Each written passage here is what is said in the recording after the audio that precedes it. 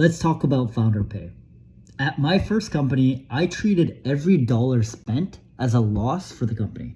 And because of that, I chronically underpaid myself even after raising significant VC funding.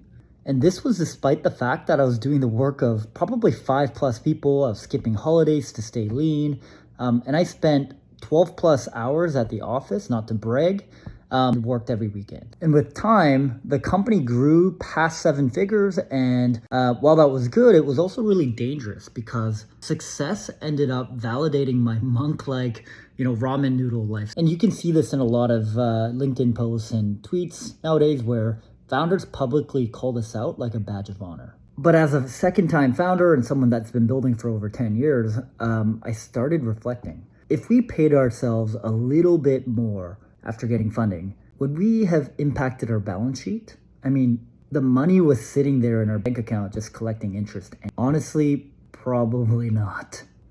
But would it have changed our personal focus and execution and the ability to fully dive into the company? Absolutely. Ultimately, unnecessarily buying into this ramen noodle mindset can have some adverse consequences. It could lead to, defensive, fear-driven decisions. It could take away focus from your company because you're worried about your own personal finances and living day to day. And it removes the little safety net you already have as a founder for worst case scenarios. Ultimately, I think without being egregious, paying yourself a living wage so that you can fully focus on the company instead of worrying about paying rent, eating healthy food, I think that is the highest ROI action for the company.